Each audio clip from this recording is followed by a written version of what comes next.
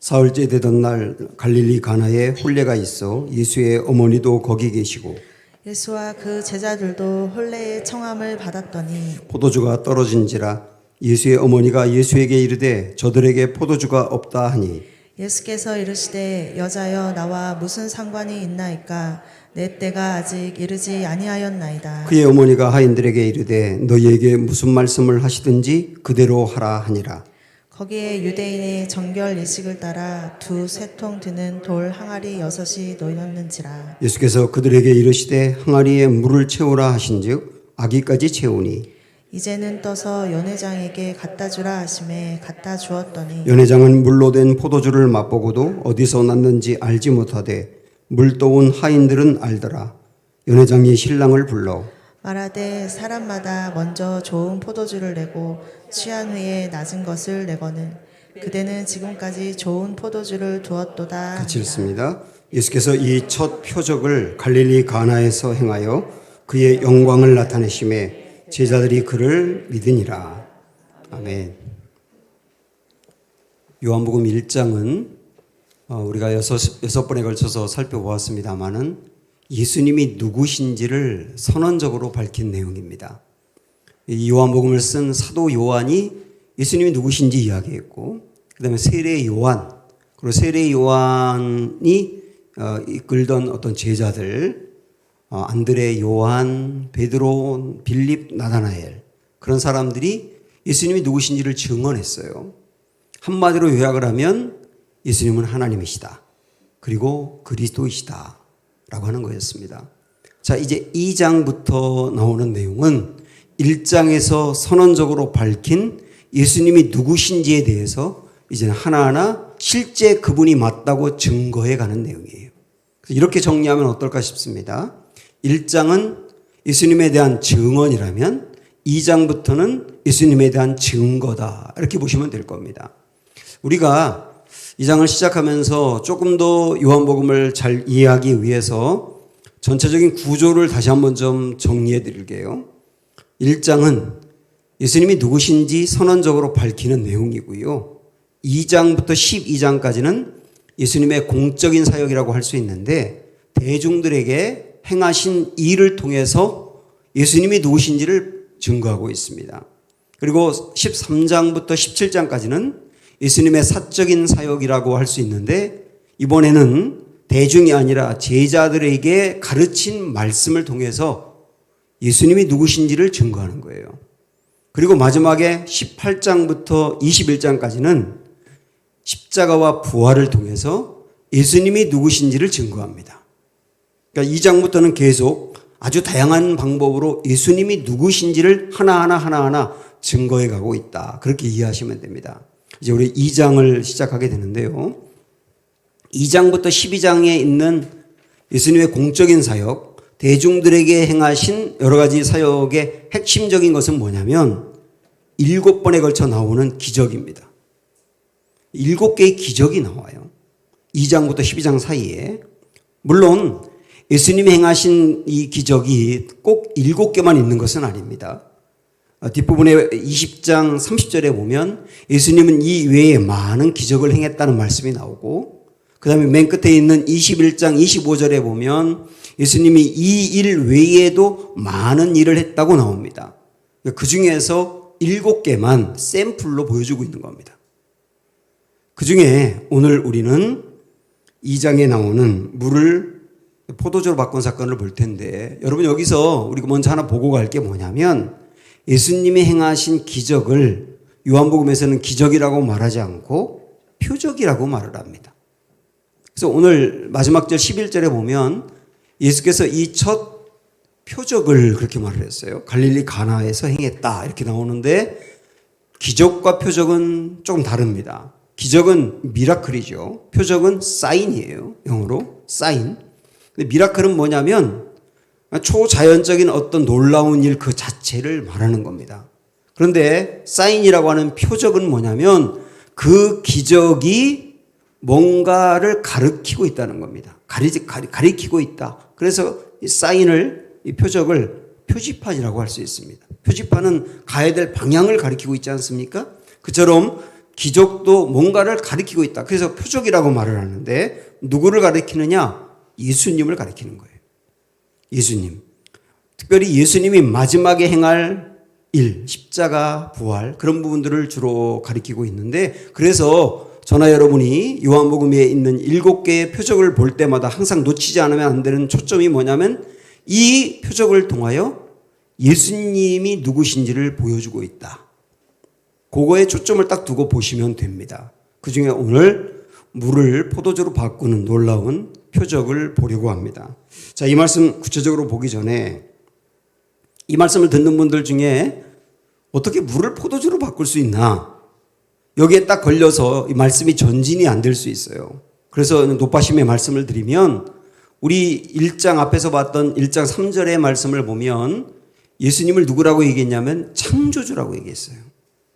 모든 만물이 예수님에 의해서 창조가 되었다. 예수님으로 말미암지 않고 지어진 것은 아무것도 없다. 그러니까 온 삼라만상을 포함해서 사람들도 결국 우리 하나님이 우리 예수님이 창조하신 거다. 이렇게 말씀을 했지 않습니까? 그래서 아무것도 없는 상태에서 이 모든 것을 만드실 정도의 창조주라고 한다면 물을 포도주로 바꾸는 것은 아무 문제가 안 되는 거죠. 여러분 그거를 먼저 전제하면서 자 우리 구체적으로 한번 볼까요? 1절 2절 보시면 사흘째 되는 날 갈릴리 가나에 혼례가 있어 예수의 어머니도 거기 계시고 예수와 그 제자들도 혼례의 청함을 받았다. 이렇게 출발합니다. 여기 사흘째 되는 날은 지난 1장 끝에서 예수님이 나다나엘을 만났지 않습니까? 나다나엘을 만나고 3일 후라는 얘기입니다. 지금 예수님 어디 계세요? 갈릴리에 계세요. 갈릴리 가나라고 하는 곳에 계신데 이 가나가 나다나엘의 고향입니다. 거기에 혼례가 있어서 우리 예수님도 예수님의 어머니도 그리고 제자들도 초청을 받은 겁니다. 거기 참석을 하셨어요. 유대인들의 혼인이식, 뭐 좀 배경을 좀 알고 가면 좋을 것 같은데요. 유대인들은 이때 당시에 결혼 1년 전쯤에 약혼을 했습니다. 그거를 정혼이라고 말하거든요. 정혼이라고 하는데 이때 이제 결혼하겠다고 두 사람이 약혼을 하고 함께 사는 것은 아니에요. 그리고 육체적인 관계를 맺어도 안 됩니다. 일단 헤어집니다. 예수님을 낳기 전에 마리아와 요셉이 정혼한 관계였다고 나오잖아요. 이 정혼입니다. 결혼하기 전의 상태. 그러면 두 사람이 약혼을 하고서 헤어진 다음에 여자들은 신부 수업을 하고 남자들은 살 혼인집을 마련하기 시작합니다.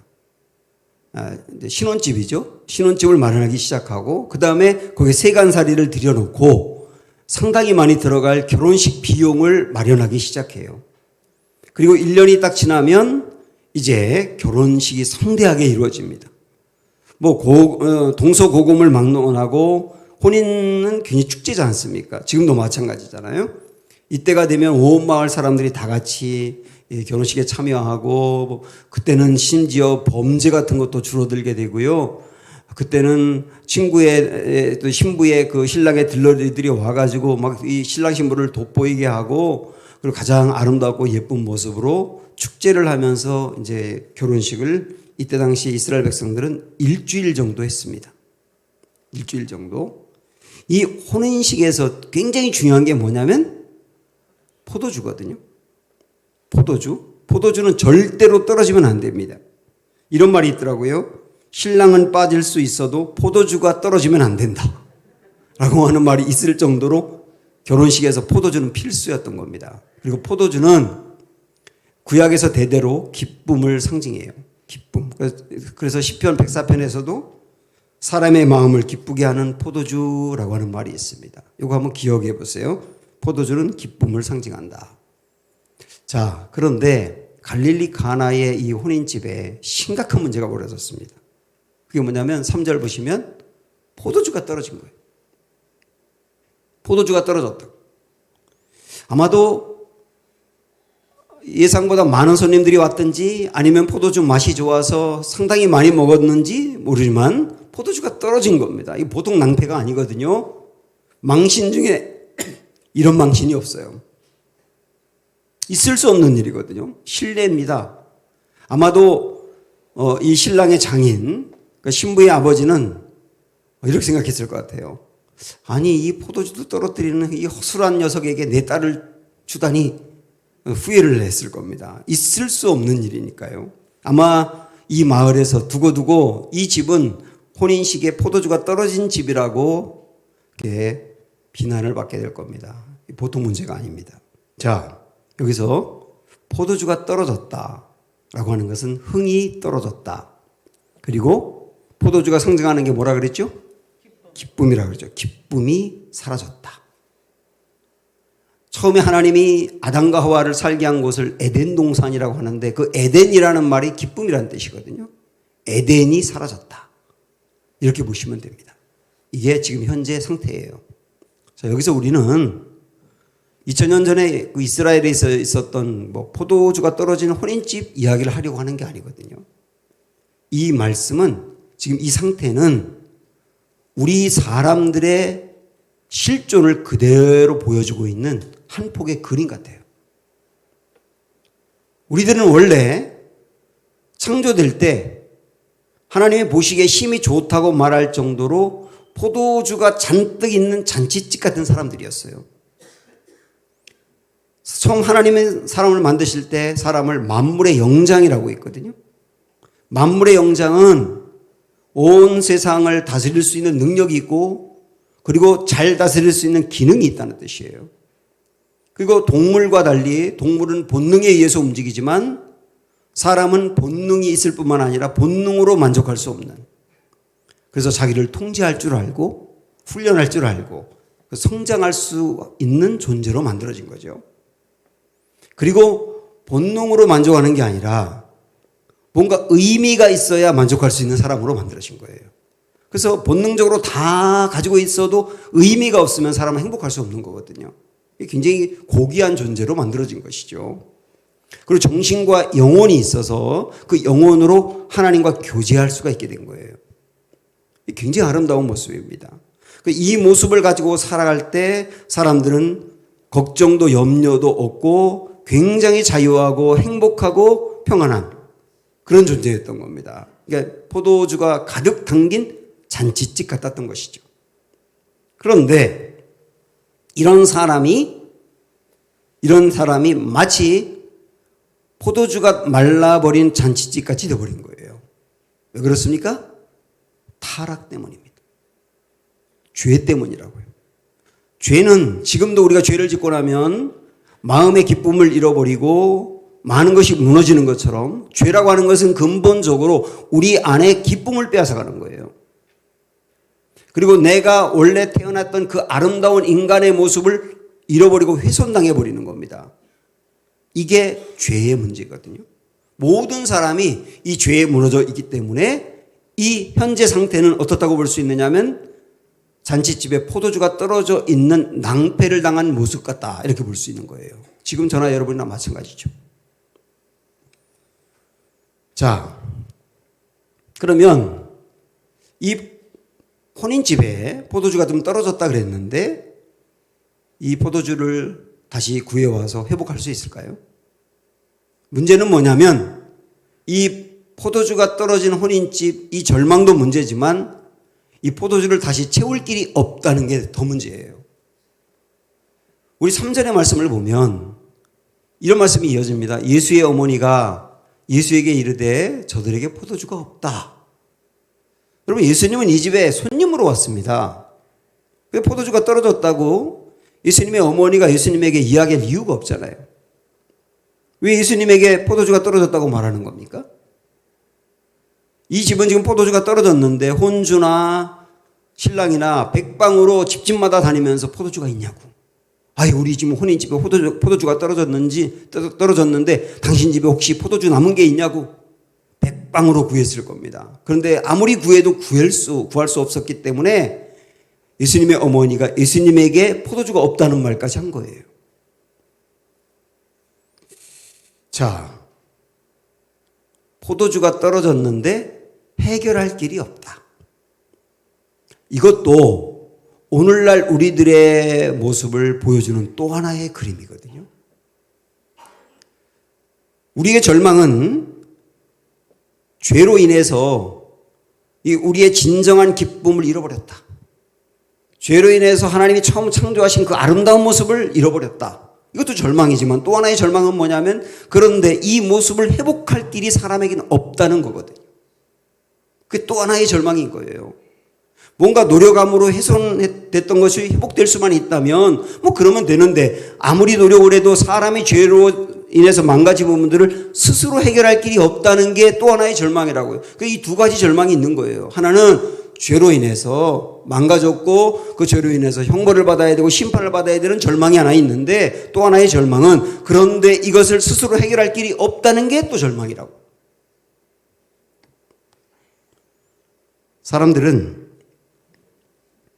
잃어버린 마음의 기쁨과 행복을 얻기 위해서 물질을 추구합니다. 그래서 물질을 내가 원하는 것만큼 얻으면 행복할 거라고 생각을 하는 거예요.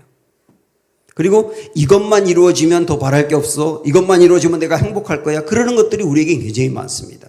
그런데 물질이든 무엇이든 그게 채워지면 행복이 오든가요? 사람들은 전부 다 신기루를 찾고 있는 거예요. 신기루가 뭡니까? 사막에서 굉장히 목이 마를 때 저 멀리 보니까 오아시스가 보입니다. 물이 보입니다. 물이 있다. 그리고 달려가 봤더니 아무것도 없는 거예요. 모래가 햇빛을 받아가지고 물처럼 보였던 거예요. 그걸 뭐라고 말합니까? 신기루라고 말하잖아요. 사람들이 이 신기루를 쫓고 있단 말이에요. 여러분 주변에서 돌아가시면서 자녀들에게 너희들 돈 많이 벌어야 돼. 그리고 돌아가시는 분 봤어요? 보신 적 있으면 얘기해 보세요. 마지막 숨 넘어가면서 내가 살아보니까 돈이 최고야. 그러는 분 보셨어요? 아무도 없어요. 아무도. 왜냐하면 그거는 신기루라는 거예요. 진짜 사람에게 행복을 주는 게 아니라는 겁니다. 진짜 잃어버린 기쁨을 주는 게 아니라는 거예요. 그런데 사람들은 그게 최고인 줄 알고 그걸 쫓고 있거든요. 죄를 해결하기 위해서도 마찬가지입니다. 죄를 해결하기 위해서도 신기루를 쫓고 있는 거예요. 내가 명상을 하면, 수행을 하면, 결심을 하고 각오를 하면 내가 죄를 이길 수 있고 죄를 극복할 수 있어. 그러고 있는데 그렇게 죄를 극복할 수 있던가요? 저는 이런 사람들의 이런 모습을 보면서 예레미야 2장에 있는 말씀이 생각이 났습니다.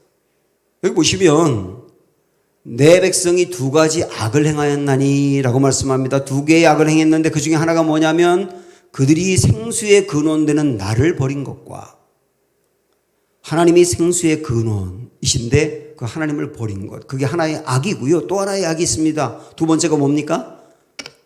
스스로 웅덩이를 판 것인데 그것은 그 물을 가두지 못할 터진 웅덩이이니라 했습니다. 뭔가 사람들이 웅덩이를 팠어요. 저장하기 위해서. 이것도 저장하고 저것도 저장하기 위해서 웅덩이를 팠는데 아무리 거기에 부어도 쌓이지가 않아요. 왜? 터져버려가지고 다 흘러가 버리는 거예요. 어쩌면 사람들이 지금도 행복하고 마음의 기쁨을 얻기 위해서 추구하고 노력하고 얻으려고 하는 게 터진 웅덩이에 물 붓는 게 아닌가 싶어요.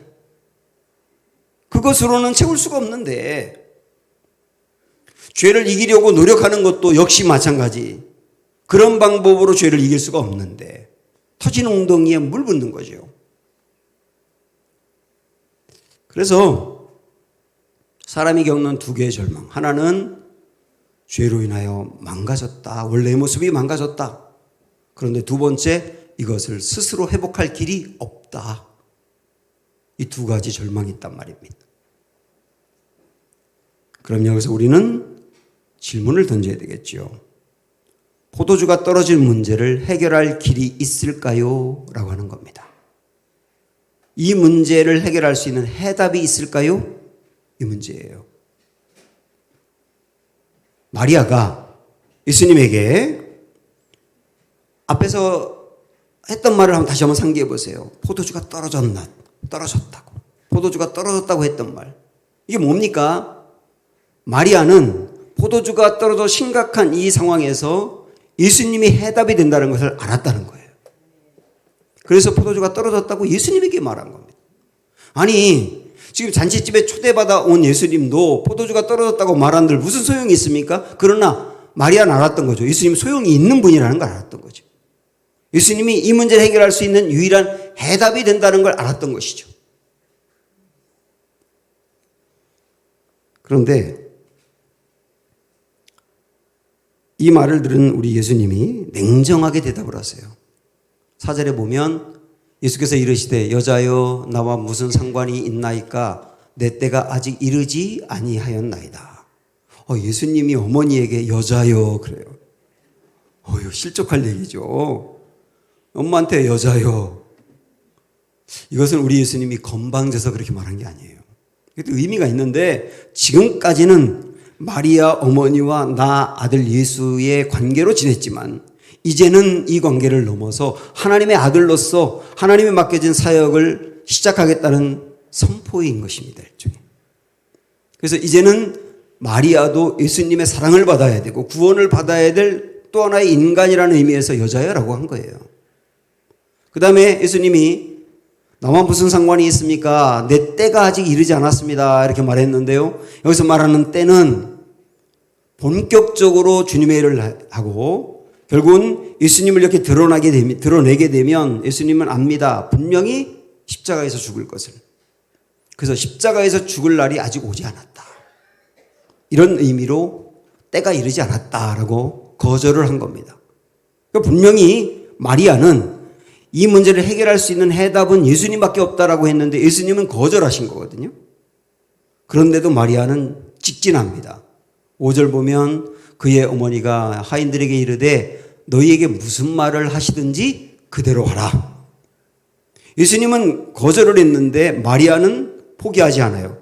계속 나아갑니다. 이거는 뭐냐면 당장 예수님이 해답이 안 되는 것처럼 보인다 하더라도 마리아는 예수님이야말로 이 문제를 해결할 수 있는 해답이라고 하는 것을 분명히 믿었다는 거예요. 저도 이 말씀 가만히 생각을 해보니까 이것도 역시 우리 이야기를 하고 있는데요. 내 인생에 떨어진 포도주 문제, 내 마음의 저 기쁨을 잃어버리고 본래의 모습을 잃어버린 이 문제를 해결할 길은 진짜 예수님밖에 없거든요. 예수님은 모든 것 어긋난 것을 되돌리시는 분이니까요. 그런데 그래서 우리가 예수님에게 기대하고 신앙생활 하면서 불현듯 우리 마음에 이런 의문이 솟아오를 때가 있습니다. 정말 내 한 번밖에 안 사는 인생인데 내가 예수님에게 내 인생과 내 운명을 걸어도 되나? 정말 이분은 나의 운명까지 내 미래까지 책임질 수 있는 분 맞나? 갑자기 의구심이 우리 안에 들 수 있는 거예요. 예수님이 해답인 걸 알고 신앙생활 하면서도 정말 해답이 맞나? 라고 하는 고민이 들 때가 있단 말입니다. 요즘 그 JMS 정명석의 그 악행이 드러나면서 그걸 탈퇴하는 사람들이 많다고 하더라고요. 저는 그걸 보면서 또 하나 이제 우려하는 게 뭐냐면 그 JMS에 들어가 있던 사람들은 정명석이 신인 줄 알았거든요. 신인 줄 알고 따랐던 거예요. 믿었고. 그런데 나중에 알고 보니까 신이 아니었어요. 그래서 실망하고 탈퇴를 하는 걸 교인들이 보면서 혹시 내가 신으로 믿고 따르던 예수라고 하는 분도 진짜 신 맞나? 진짜 그리스도가 하나님 맞나? 내가 허상을 쫓고 있는 건 아닌가? 이런 고민을 하면 어떡하나라고 하는 고민이 생겼어요. 내가 정말 해답이라고 믿고 따르던 그분이 해답이 안 될지도 모른다라고 하는 의구심이 들 수도 있거든요. 마리아에게 예수님이 거절했던 것처럼. 그러나 마리아가 거절을 당해도 여전히 예수님이 해답이라는 것을 알고 직진했던 것처럼 우리도 그러셔야 됩니다. 예수님이 해답이 된다는 걸 정말 믿으셔야 돼요. 믿을 수 있는 근거가 있어요. 오늘 말씀 이어서 나오는 걸 보면 압니다.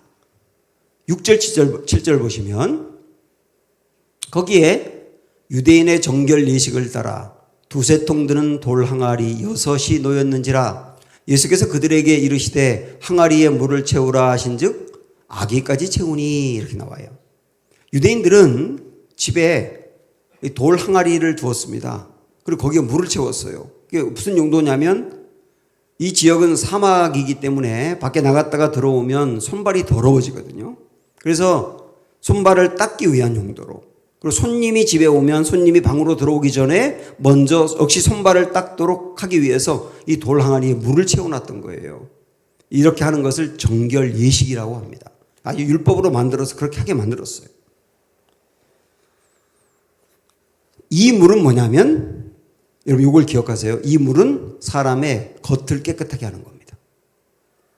사람의 겉을 깨끗하게 하는 거.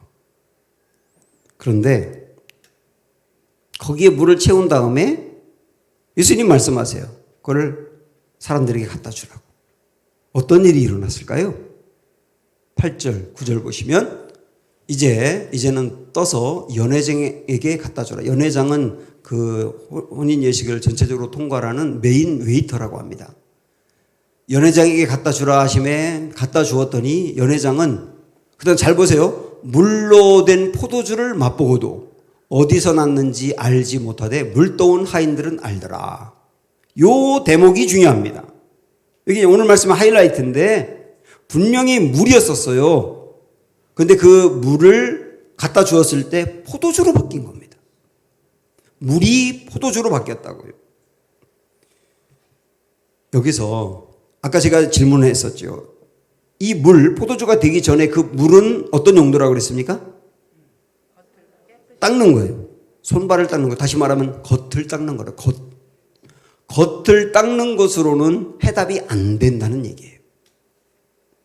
사람들은 내 마음에 어떤 그 행복하지 못하고 포도주가 없는 것 같이 기쁨을 잃어버린 이 상태를 해결하기 위해서 뭔가 주님을 찾기도 하고 주님에서 뭔가를 얻으려고 하는데, 내가 이전보다 조금 나아지는 것, 물로 씻는 것처럼 내 겉이 조금 나아지는 것으로 회복이 아니라는 걸 아셔야 돼요. 사람들은 이렇게 생각합니다. 내가 예전엔 죄를 엄청 많이 졌는데 요즘은 죄를 이전만큼 안 짓고 좀 덜 져요. 그게 회복이라고 생각을 해요. 이전에는 내가 걱정과 염려가 참 많았는데 내 마음이 많이 평안해지고 교회 다니면서 이상하게 마음이 평안해져가지고 이제는 걱정을 덜 해요. 그게 구원이라고 생각을 해요. 이전에는 내가 성격이 좀 포악했었는데 많이 완화되고 온유해져가지고 이제는 아주 성격도 좀 좋아지고, 그러니까 사람들과 관계도 좋아졌어요. 그게 구원이고 회복이라고 생각을 해요. 다시 말하면 이전보다 조금 나아지는 게 회복이라고 생각한다고요. 이전보다 조금 나아지는 게 주님이 우리에게 주는 구원이라고 생각을 한다고요. 그렇지 않습니다. 물이 포도주로 바뀌었다 그랬어요. 포도주는 완전히 화학적인 변화가 일어난 거예요. 물과 포도주는 전혀 다릅니다. 성격 자체가. 물은 겉을 닦는 거지만 포도주는 속으로 넣는 거거든요. 마시는 거잖아요. 이 포도주는 이 속에 들어가는 거라고. 그런 의미로 본다면 우리 주님이 우리에게 주는 회복은 조금 우리의 겉모습이 나아지는 정도가 아니라 우리 속이 새로워지는 것이다. 그게 회복이고 주님이 주는 구원이라. 제가 이 말씀을 보면서 예레미야 30장을 좀 묵상을 해봤거든요. 거기 보니까 남유다가 바벨론의 포로가 됩니다. 나라를 잃어버렸어요. 그 상태를 한번 말씀은 18절을 보시면 이렇게 표현하는데, 여호와께서 말씀하시니라 보라 내가 야곱 장막의 포로들을 돌아오게 할 것이고, 지금 포로된 상태라는 얘기잖아요. 나중에 돌아오게 한다고 말씀하시죠. 그 거처들의 사랑을 베풀 것이라. 성읍은, 이게 예루살렘을 말하는데 어떤 상태가 됐냐면 폐허가 됐다는 겁니다. 지금 이스라엘의 상태가 어떠냐? 폐허. 다 무너져 버렸어요. 예전에 그렇게 아름다웠던 예루살렘, 평화의 도시라고 말할 정도로 아주 아름다웠고 안전했던, 행복했던 이 예루살렘이 다 무너져 버렸어요. 폐허가 되어 버렸어요. 문제는 뭐냐면 예루살렘이 폐허가 되었는데 회복할 길이 없어요. 이미 나라가 결단났거든요. 이런 상태에서 사방이 폐허인데 거기에 집 몇 채를 짓는다고 이게 회복입니까? 주님이 이렇게 말씀하시는 거예요. 진짜 회복이 뭔지를 보여줍니다. 거기에 보세요. 성읍은 그 폐허가 된 언덕 위에 건축될 것이요. 폐허 위에 다 폐허를 걷어내고 거기에 새로운 집을 져 건축될 것이요. 그게 하나님이 이루실 회복이라는 거예요. 제가 30년 전에 가정동에 살았었습니다. 제 신혼집이 가정동이었거든요. 그때 가정 오거리 가까이 저희 집이 있었는데 거기에 그냥 평범하게 사람들이 서민들이 이렇게 살아가고 있는 곳이었어요. 근데 갑자기 개발 계획이 일어나더니 점점점 집들이 이사가기 시작해요. 한 집 한 집 사람이 떠납니다. 집들이 무너집니다. 빈집이 생깁니다. 빈집에 청소년들이 들어와서 본드 마시고 담배 피고 거기 죄를 범하는 우범지대가 됩니다. 사람들이 거기 다니는 걸 무서워했어요. 폐허가 된 거예요. 가정동이 폐허가 된 거예요. 자, 그 상태에서 폐허 위에 집들 몇 채 좋은 집을 지었다고 그게 회복입니까? 조금 더 시간이 지나서 그 폐허를 싹 걷어내면서 판판하게 만들더니 사방에서 아파트가 지어지기 시작하더라고요. 그러더니 지금 거기가 루원시티가 된 거예요.